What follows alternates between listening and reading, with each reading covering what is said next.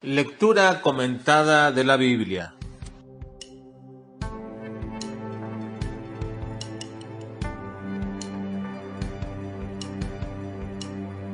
Segundo libro de Samuel, capítulo 22 al capítulo 24. Salmo de David de alabanza al Dios soberano. Últimas palabras de David, el dulce cantor de Israel. Los valientes de David. ¿Dios incita a David a pecar? En los últimos capítulos del libro de Samuel, en el relato final de la vida del rey David, David vuelve a glorificar a Dios y, como es costumbre en él, con el don que Dios le había dotado a David de también ser profeta, comienza a bendecir el nombre de Dios con uno de los salmos en su alabanza al Dios soberano, que ha hecho todo en su vida, que lo ha cuidado y guardado desde su juventud y que le ha hecho ser rey victorioso sobre todos sus enemigos. Además, David reconoce la salvación de Dios en su vida y la obra prodigiosa que ha hecho para restaurar, a pesar de todos los errores y pecados que había cometido. El salmo que nos presenta es muy semejante y parecido al Salmo 18, con algunas pequeñas variaciones. Este salmo lo escribió David desde mucho tiempo antes, pero es muy probable que David lo cantará en momentos muy importantes de su vida continuamente. Y ahora aquí, casi al finalizar su vida, una vez más David vuelve a entonar este canto, que es un gran resumen de todo lo que David cree de Dios, que él ha obrado en su vida, pues deja ver las profundas convicciones de David acerca de la soberanía de Dios, de su poder omnipotente, de las bendiciones, de poder obedecer su ley.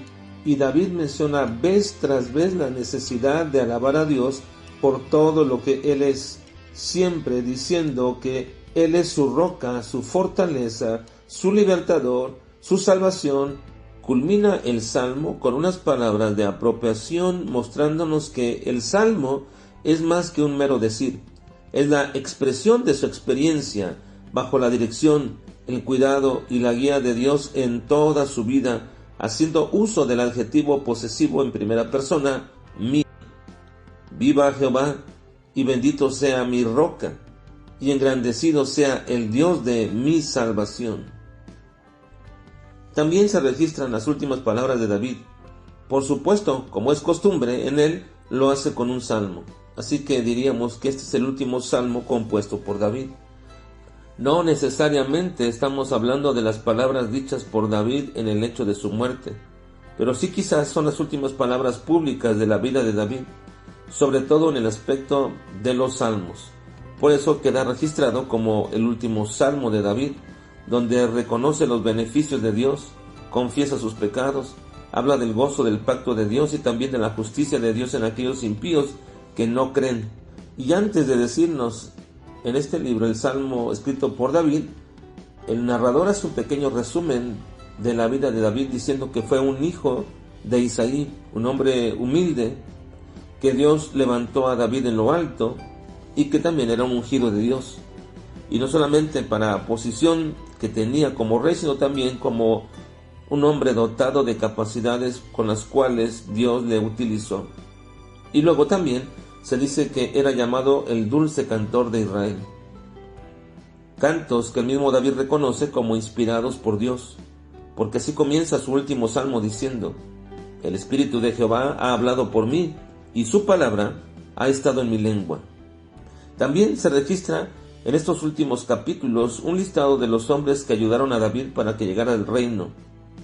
Cada uno de ellos es llamado parte del grupo de los valientes de David.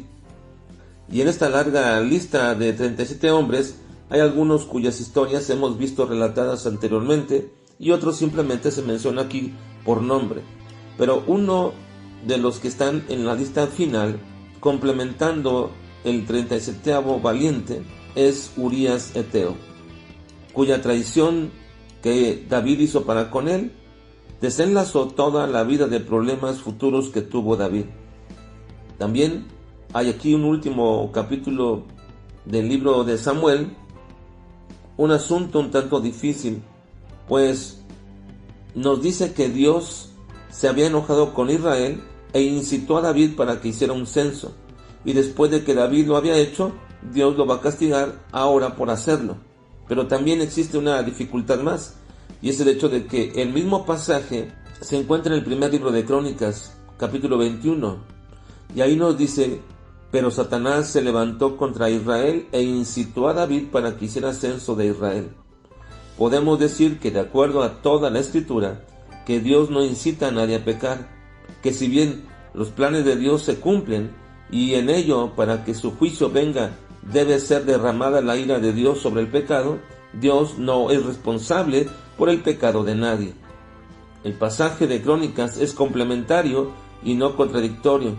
Por ello, podemos decir que Dios se había airado en contra de Israel y que fue el diablo quien incitó a David a pecar, haciendo un censo en una muestra de su orgullo y arrogancia, por lo cual le vino el juicio de Dios sobre Israel, y que Dios simplemente permitió a Satanás hacer esta incitación contra David.